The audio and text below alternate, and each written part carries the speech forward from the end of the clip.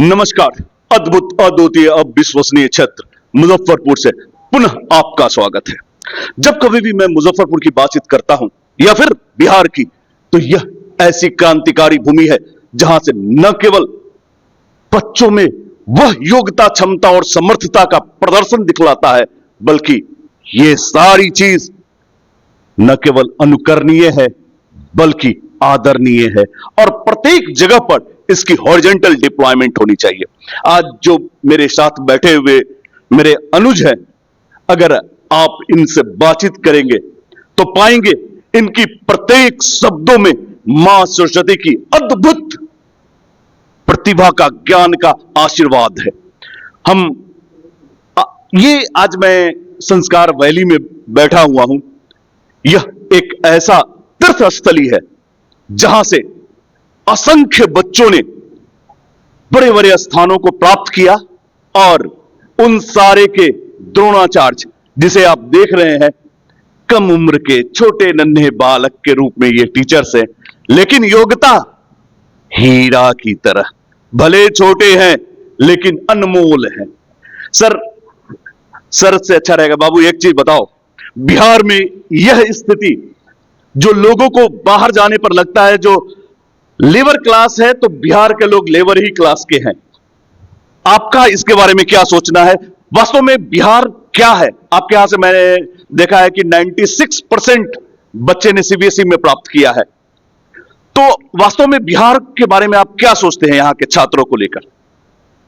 सबसे पहले तो आपको धन्यवाद कि बिहार की छवि को आप अच्छा करने के प्रयास में जो बिहार की अच्छाइयां हैं वो दिखाने का प्रयास कर रहे हैं। आपके चैनल को बहुत ज़्यादा साधुवाद कि बिहार की छवि इसी तरह बढ़िया आप बनाएं।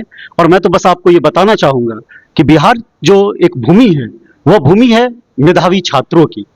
बिहार भूमि है त्याग की। बिहार ऐसी जगह है जहाँ पर आकर बौद्ध को ज्ञान प्राप्त हुआ, जहाँ पर आकर महावीर को निर्वाण प्राप्त हुआ।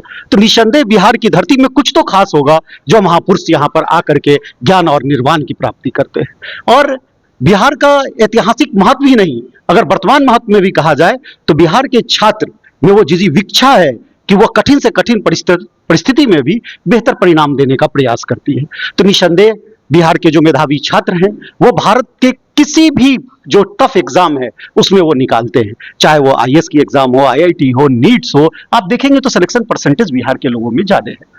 और ये सिर्फ बड़े बच्चों में नहीं है। वहां पे कहा जाता है कि बड़े बच्चे भले ही बिहार के हैं लेकिन उनको शिक्षा ग्रहण करने के लिए कोटा आते हैं या डिफरेंट जगह पे दिल्ली जाते हैं जहां पे वो होते हैं। तो आपकी बात को मैं मान सकता हूं, लेकिन उन बातों को पकड़ने के लिए जो आधारशिला दी जाती है, जो उसकी नींव रखी जाती है, वो इस बिहार की धरती से तैयार किया जाता है और संस्कार वैली जैसे संस्थान उसको तैयार करते हैं जहां पर जी जी सर, मेरी सबसे बड़ी, मैं पुणे से मैं रहता हूँ, जबकि जन्मस्थली मेरी यहाँ है, कर्मस्थली वहां पे है। इतनी सारे संसाधनों के बावजूद जो बच्चे यहाँ से निकल रहे हैं, वो चीज में कहीं ना कहीं मैं वहां के अभाव देखता हूँ। तो आप अपने बच्चे को ऐसा क्या देते हैं जो इतना जुझारूपन और इतने बड़े जगहों पर मतलब बड़े बड़े जगहों पर जाके और बहुत इजीली सफलता को प्राप्त कर लेता है? देखिए, हम लोग अभाव में जीना जानते हैं। ये जानते हैं कि विपरीत परिस्थिति को कैसे अपने पक्ष में मोड़ा जाता है। हम वो उस जगह के लोग हैं जो हर कदम पे लड़ना जानते हैं। तो अपने बच्चों को वो प्रारंभिक जो शिक्षा होती है, उस शिक्षा के समय से ही उसको इसलिए तैयार करते हैं कि वो कंपटीशन में कैसे क्रैक कर सकता है। यानी कि एक एक नंबर के लिए लड़ना बच्चा तब सीख जाता है जब वो माँ से रोटी मांगना चालू करता है।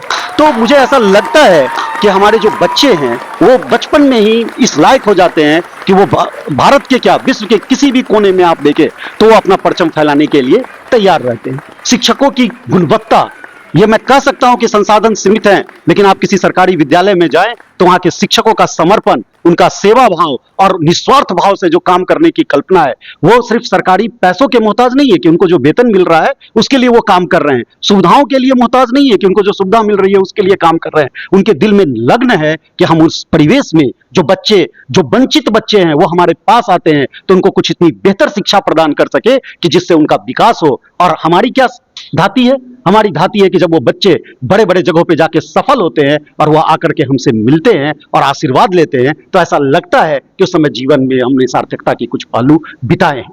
और मुझे तो ऐसा लगता है कि जैसे मैं अपने बारे में बताऊं आपको, तो मैं सरकारी विभाग में कार्य करता हूं, मुझे ऐसी मौका नहीं लगता कि मैं बहुत ज्यादा बच्चों को पढ़ा सकूं, लेकिन जब कभी भी मौका लगता है बच्चों को मार्गदर्शन करने का, तो कुछ अच्छी संस्थानें हैं जिनके साथ मैं जुड़कर रहता हूं, और निसंदेह उसमें से एक संस्कार वैली है, जहां आकर के मुझे सुकून मिलता है कि अपनी जो सीखी हुई कुछ बातें हैं, जो हमने अपने गुरुओं से सीखी, कंपटीशन के समय जो बारीकियत सीखी, उनको अपने बच्चों के अंदर ट्रांसफॉर्म करके बहुत मजा आता है। और जब वो बच्चे सफल हो जाते हैं तो उससे भी ज्यादा मजा आता है कि हमने उनके लिए जो रणनीति बनाई, जो उनको जीवन जीने की इच्छाएं दी। देखिए, पढ़ाता तो हर कोई होगा, बड़े बड़े बैनर, बड़े बड़े स्कूल्स पढ़ाते होंगे, लेकिन जीवन जीने के लिए जो शैली चाहिए, जो उसका जो एटीट्यूड चाहिए, वो हम बचपन से उसको देते हैं। मैं हमेशा कहता हूं कि आप केवल बच्चे में शिक्षा देंगे तो अच्छे पुल तो जरूर बनाएंगे, लेकिन वो पुल गिर जाएंगे। बच्चे को अच्छी शिक्षा के साथ अच्छा संस्कार देंगे तो वो पुल लंबे समय तक टिकेंगे और लोग उस पर सफर कर पाएंगे। तो निसंदेह ये बिहार में हम जो बौद्धिकवाद की बातें करते हैं, उसमें हम बच्चों को शिक्षा के साथ साथ अनुशासन, जीवन जीने का ढंग, विपरीत परिस्थिति में लड़ना, ये सिखाते हैं। और हमारे बच्चे इसके परिणाम हैं कि जहां कहीं भी जाते हैं वो अपनी अलग छाप छोड़ लेते हैं। आप अगर किसी मल्टीनेशनल कंपनी में 10 चिन्हित व्यक्तियों को खड़ा करेंगे तो उसमें एक न एक बिहारी आपको जरूर नजर आएगा, जो अपने कार्य की कुशलता के कारण उस संस्था को अग्रणी पर ले जा रहा है। अगर सबसे बड़ी चीज जो आपने बोला, जो मैं एक गवर्नमेंट जॉब में प्रतिष्ठित पद पे हूं, उसके बावजूद भी टीचिंग के लिए आता हूं, यही तो सरस्वती की खासियत है। किसी ने सही कहा, सरस्वती की भंडार की बड़ी अपरंपार, जो बांटे त्यों बढ़े, बिन बांटे। और इसके एकदम साक्षात आपने जो उदाहरण दिया, रियली। बिल्कुल। और मैं कहना चाहूंगा कि संस्कार वैली के द्वारा जब बच्चे चयनित होकर के भारत के विभिन्न स्कूलों में जाते हैं और वहां जाकर के जब उस भारत के सर्वश्रेष्ठ स्कूलों में अपना सर्वश्रेष्ठ प्रदर्शन करते हैं और वहां जब उन्हें रिकॉग्नाइज किया जाता है और वो फोन करते हैं कि सर आपने जो पढ़ाया था आज इस बड़े विद्यालय, मैं नाम नहीं लेना चाहूंगा किसी बड़े विद्यालय का, लेकिन आप भारत के किसी भी संस्थान का नाम ले ले जो बड़ा है, उसमें हमारे छात्र हैं और अग्रिम पंक्ति में खड़े हैं, वो बताता है कि बिहार से शिक्षा जब हम लेकर के निकलते हैं तो हम कहीं भी उस चकाचौंध भरी दुनिया में भी अपना एक अलग आभा रोशन करते हैं और सूरज की तरह जगमगाते रहते हैं। और हमारे इस पैनल में अगर मैं कहूं तो सतीश जी हैं, जो गोल्ड मेडलिस्ट हैं आप हिंदी में, और इसके साथ साथ वो बिहार सरकार के सिलेबस बनाने वाली कमेटी के भी हैं।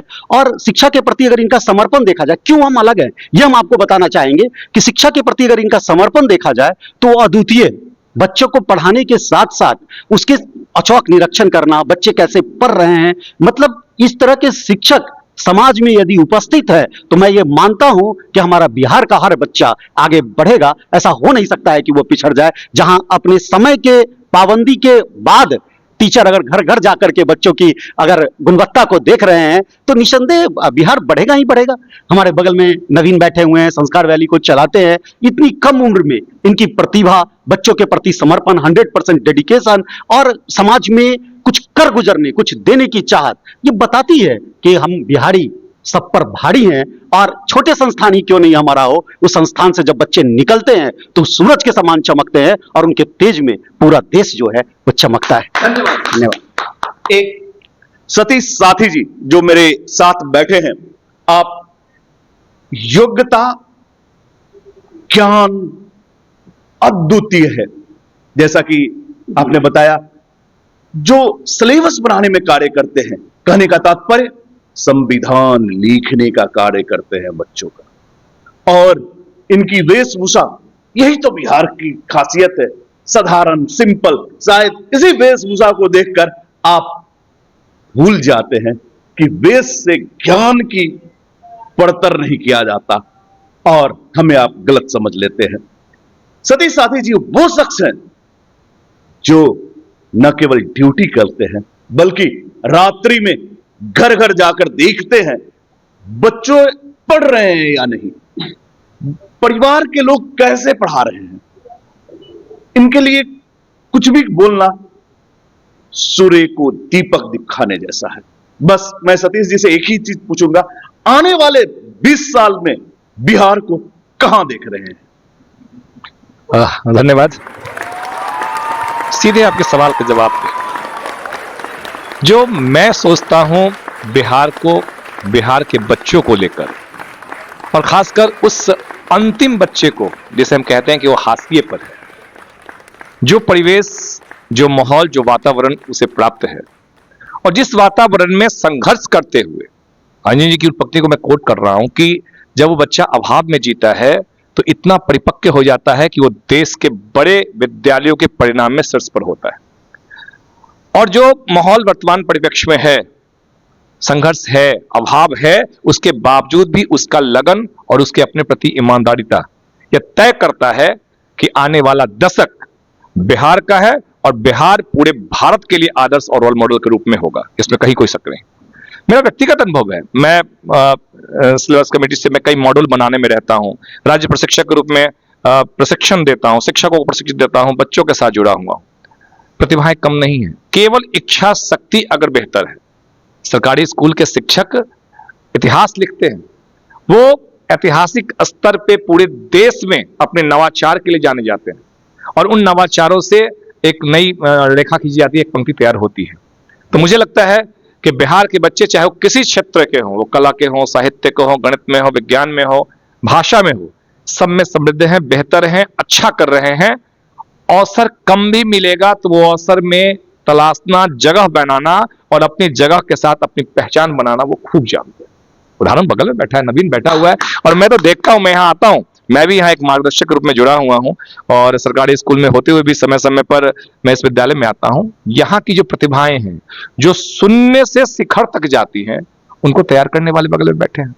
वो किस धारा पे चलेंगे, उस धारा की लकीर सरल होगी या वक्र होगी, वो तय करने वाला अंजनी जी बैठे हुए।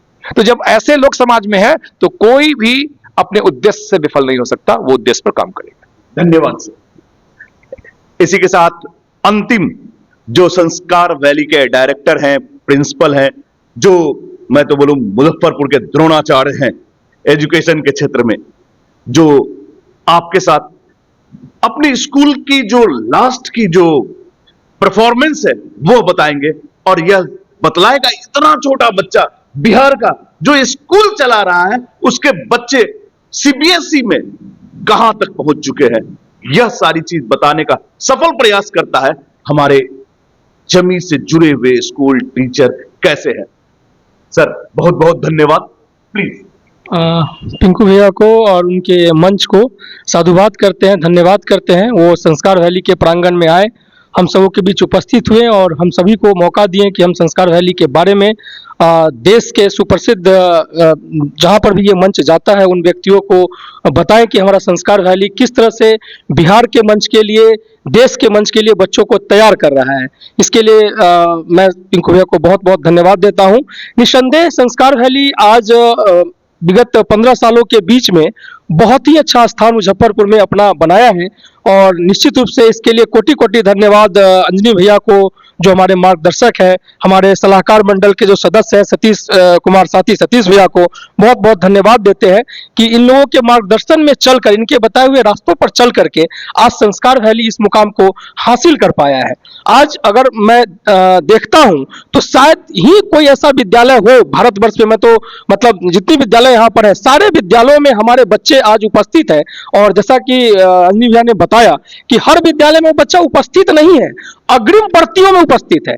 वहां का खेल का मंच हो, वहां के राइटिंग कंपटीशन का मंच हो, स्पीच का मंच हो या पढ़ाई का मंच हो, हर एक जगह पर वो बच्चा अपनी उपलब्धता, अपनी उपयोगिता दिखा रहा है और अग्रिम पंक्ति में अपनी स्थान बनाए हुए हैं। तो लगता है कि निश्चित रूप से संस्कार वैली एक महत्वपूर्ण कार्य को, जो जिम्मेदारी शहर के लोगों ने, यहाँ के गार्जियन ने, यहाँ के अभिभावकों ने हमें दिया, सौंपा, हम पर जो विश्वास किया, संस्कार वैली के ऊपर जो उन्होंने विश्वास किया, उसमें संस्कार वैली आज खरा उतर रहा है। और निस्संदेह सबसे बड़ी खुशी ये होती है कि देश के निर्माण में, जो आपका प्रश्न था कि बिहार का स्थान क्या है और मुजफ्फरपुर का क्या स्थान है, तो निश्चित रूप से हम लोगों को लगता है कि संस्कार वैली देश के निर्माण में, बिहार के निर्माण में एक महत्वपूर्ण भूमिका निभा रहा है, क्योंकि यही छात्र जो विभिन्न विद्यालयों से निकलेंगे तो भारत के किसी बड़े संस्थान के डायरेक्टर बनेंगे, कहीं आईएएस के एग्जामिनेशंस में टॉप करेंगे और भारतवर्ष को चलाएंगे। तो तो हमको लगेगा कि कहीं ना कहीं संस्कार वैली ने भारत को चलाने में, भारत के विकास में, भारत को विकास से विकसित बनाने में, बिहार को विकास से विकसित की ओर ले जाने में अपनी महत्वपूर्ण भूमिका निभाया है। और यही हमारा सबसे बड़ा अचीवमेंट होगा, यही हमारा सबसे बड़ा धरोहर होगा। धन्यवाद पिंकू काफी भैया। अच्छा लगा। और फिर हम लोग एक नए एपिसोड में संस्कार वैली के साथ अगले साल फिर दिसंबर में मिलेंगे और नई कीर्तिमान के साथ आपके सामने उन सारे इतिहास को बताएंगे। धन्यवाद सर, आप लोगों ने अपना बहुमूल्य समय दिया।